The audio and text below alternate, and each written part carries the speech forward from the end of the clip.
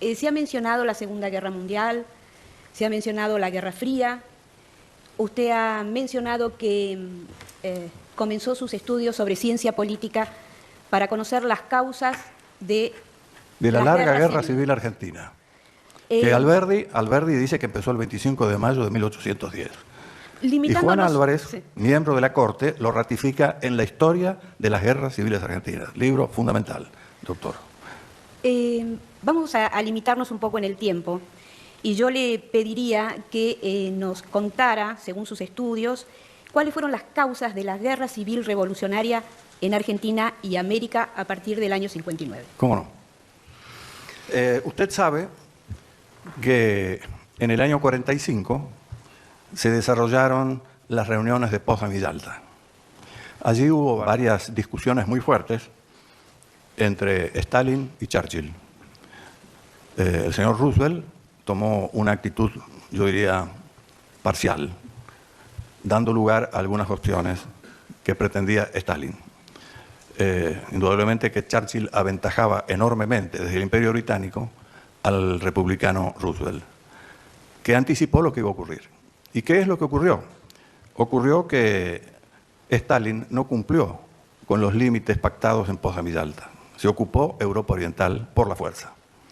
Y ahí emerge el famoso radiograma del embajador americano en Moscú. Mr. X la firma y la publican en Foreign Affairs, que es una de las principales revistas que todavía hoy desarrollan cuál es la política exterior de la Secretaría de Estado.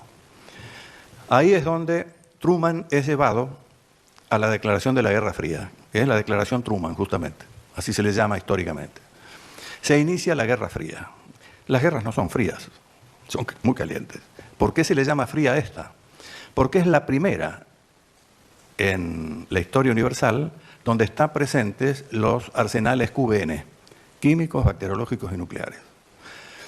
En ese tiempo no había un desarrollo teórico suficiente para saber si iban a ser empleados o no los proyectiles nucleares, aún los tácticos. Es lo que entierra más tarde la candidatura del senador Goldwater, porque planteaba la necesidad de emplear munición nuclear táctica. El desarrollo, en particular del profesor Brody, indica que esas armas, si se emplean, van a la hecatombe generalizada. Razón por la cual el arsenal químico, bacteriológico y nuclear pasa a ser disuasivo y se instala el teléfono rojo. ¿Qué significa el teléfono rojo? La comunicación, que es la alternativa a la guerra. Cuando hay diálogo, no hay guerra. La guerra civil es la ausencia del diálogo político. Eso lo explicó claramente el doctor Juan Álvarez en ese libro que recomiendo también, La historia de las guerras civiles argentinas. El doctor Juan Álvarez era candidato a la presidencia de la República y era miembro de la Corte y de la Academia Nacional de la Historia. Ese libro es un libro de tesis. Muy bien, siguiendo con el tema de la Guerra Fría. ¿Cómo se desarrolla la Guerra Fría? 43 años de acumulación de proyectiles nucleares que agotaron los presupuestos de la Unión Soviética y de los Estados Unidos, que fueron a los acuerdos SALT. Los acuerdos SALT es la disminución del número de cabezas nucleares. Pero esos primeros 43 años de paz que tiene Europa en su historia no fue lo mismo para los países no nuclearizados, es decir, el hemisferio sur. Entonces, la Unión Soviética, utilizando a La Habana como poder vicario, desarrolla en toda Iberoamérica un proceso revolucionario por aproximación indirecta. Y es ahí donde aparece ese capitán cubano que acaba de citar el señor de traje claro, y tenemos los procesos que se dan en el gobierno de Ilia y los que siguen. Estamos en la quinta campaña del proceso revolucionario. La última campaña es la que acaba de conducir el Foro de San Pablo hasta la muerte del presidente Chávez. El día 4 de agosto, en la última reunión del Foro de San Pablo, se da iniciación a la próxima etapa, que empieza en este año 2014. De esto, la dirigencia argentina no toma nota, por eso nos va a sorprender de nuevo. Ese desarrollo de ese proceso no se da solamente en Iberoamérica, se da en todo África y en todo el sudeste asiático. En el sudeste asiático, Estados Unidos reacciona porque tiene que contener, y ahí viene la doctrina de la contención, las ideas de Nicholas Spykman, de cercar al oso soviético desde las costas y desde las bases aéreas que se establecen en toda la periferia de la Unión Soviética, incluyendo ahí a una China que tiene capacidad nuclear, pero que está rompiendo su relación con la Unión Soviética, y que pasa a ser el tercero en discordia, pero que el que, aprovechando la disputa bipolar, le dice: el que define la disputa soy yo, porque ustedes estarán todos muertos y yo quedo con los 5 artefactos nucleares para poder prevalecer luego del lanzamiento nuclear. Esto es lo que estabiliza la situación de la Guerra Fría. La Guerra Fría es una situación de disuasión mutua, se llama mutua destrucción asegurada. Esa mutua destrucción asegurada corrió para todo el norte y en todo el hemisferio sur se desarrollaron guerras inéditas, que por supuesto nuestros viejos cuasi estados no comprendieron. 15 años creyendo que era un problema policial, y cuando despiertan, movilizan y le ordenan a la fuerza: mañana quiero el éxito, para mañana. Me recuerda al presidente Sarmiento cuando le exigía a sus comandantes de zona de frontera, cuando Mitre entra para voltear la posibilidad de la candidatura de Avellaneda: mañana quiero el fusilamiento de Redondo. Y era imposible. Entonces, esto se ha repetido en la historia argentina, yo diría por desconocimiento. Y estamos en cauce, estamos en rumbo a volver a repetirlo. A partir de allí, la desesperación de los cuasi estados es tomar experiencias ajenas. Pero se toman experiencias equívocas. La experiencia francesa es la lucha de irregulares no revolucionarios. Son guerras independentistas. Acá hay una diferencia cualitativa enorme. Vuelvo a insistir en la taxonomía de las guerras. No es lo mismo una guerra civil que una guerra internacional. Las guerras civiles son reputadas como las peores guerras, porque son guerras de odios sociales. Es muy difícil cerrarlas, porque una guerra cierra cuando la actitud del agresor cae. Y es evidente, creo que conocido por todos, que la actitud del agresor permanece. No ha caído, como no ha caído la voluntad británica de sostenerse en Malvinas. Quiere decir que se sostiene no la guerra, sino el estado de guerra, el no diálogo.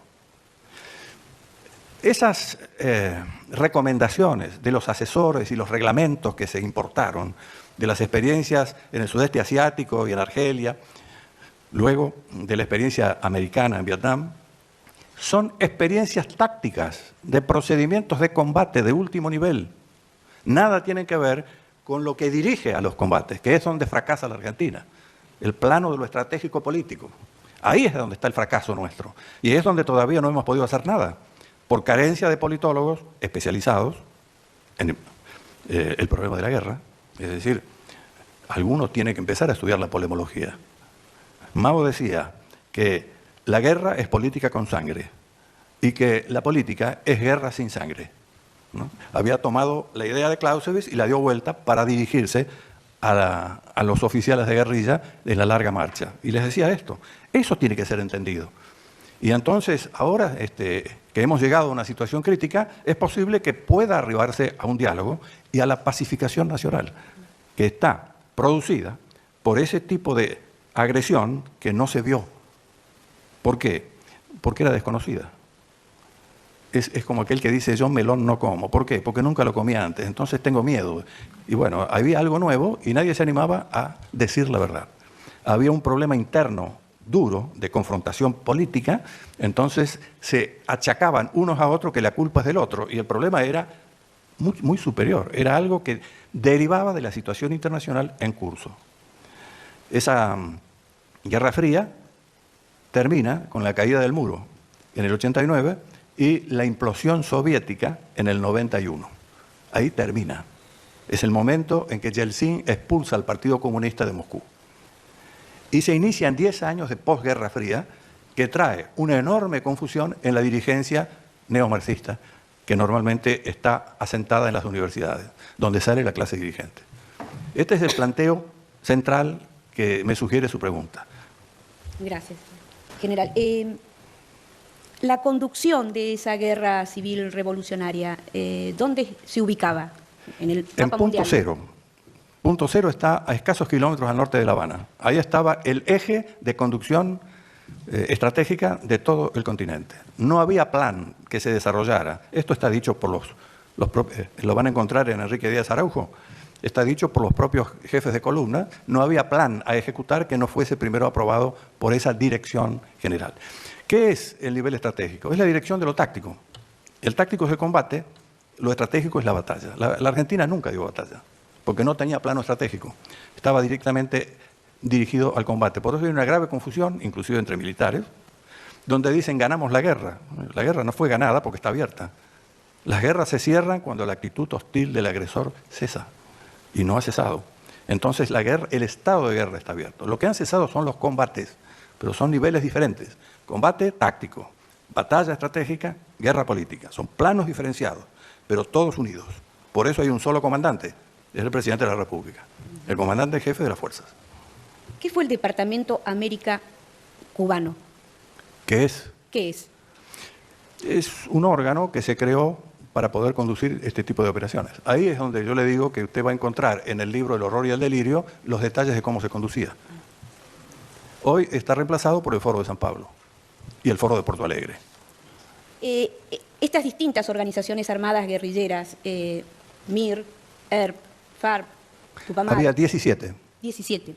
¿Eran conducidas por este centro? No siempre y no todas.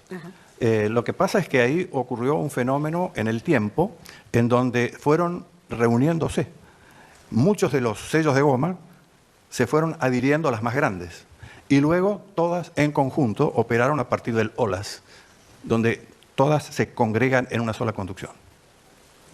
Es decir, que inicialmente estaban separados, pero luego todas convergen y quedan bajo mando unificado, manejado por el Partido Comunista de Cuba, que a su vez maneja a un ejército del partido, no del país.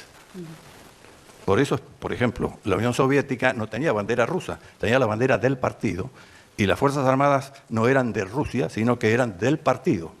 Esto es la búsqueda del partido único, que es lo que buscaban a través del movimiento armado. En su momento tuvo nombre, el tercer movimiento histórico. ¿Esa unificación en qué año se...? No hay un año, fue una cuestión progresiva que fue cambiando de organización. Las 17 organizaciones las va a encontrar descriptas por Díaz Araujo. Gracias. En el ámbito de la inteligencia, ¿cómo funcionaba? Porque usted refirió que el mantenimiento del secreto era hasta el cumplimiento de la misión. En el ámbito de la inteligencia, ¿esto también era así? Bueno, para eso hay que brevemente explicar qué es inteligencia. Inteligencia es información procesada. Ahora, ¿cuándo aparece la necesidad de tener esa información? Deriva de un plan. El plan es una previsión, que es lo que nos está faltando, y faltó siempre. Al no planificar, hubo que improvisar. Cuando hay improvisación, hay desorden. Ahora, el aparato de inteligencia existe también, como existe el Estado del conjunto. El tema es que hay que hacerlo funcionar. ¿Cuál es el órgano de planificación nacional? Piénselo y no lo va a encontrar, no existe. ¿Cuál es el órgano de planificación militar? El Estado del conjunto. Pero la ley le dice que la única planificación posible que puede desarrollar es la guerra con los estados vecinos, con las Fuerzas Armadas de los estados vecinos. Y la Cancillería dice que estamos en integración. O sea, acá hay una contradicción enorme, porque se ha legislado para la guerra con el vecino, mientras el otro ministerio, que es el que le entrega al Ministerio de Defensa la hipótesis de conflicto para que se haga hipótesis de guerra, dice que estamos en un proceso de integración regional. Este es el problema que tengo para poder explicarle cómo funciona la inteligencia. Al no funcionar como se debe académicamente, los aparatos de inteligencia se emplean para otras cosas, que nada tienen que ver con los problemas estratégicos y con los problemas nacionales. ¿No es cierto? Si las cosas se hicieran bien, todo plan se sustenta en una hipótesis. Esa hipótesis se elabora con suposiciones o supuestos, que tienen dos partes, lo que es posible y lo que es probable. Se escriben, se determinan cuántas hay, puede haber 10.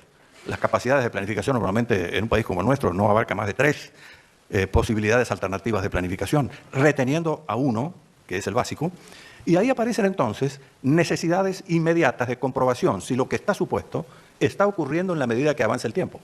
O me dirá, no está ocurriendo lo que está previsto en el plan básico. Hay que pasar entonces de un plan al otro. Esto me lo dice la inteligencia. Es un aparato de prospectiva, de análisis y de procesamiento de datos, que permite que el que maneja el plan integral pueda avanzar con el plan dinámicamente. Un plan Todos los días debe cambiar. Esto es lo que debería de hacer la inteligencia. Por lo tanto, si el plan es secreto, lo que se deriva del plan como subsistema de inteligencia del sistema de planeamiento necesariamente también es secreto.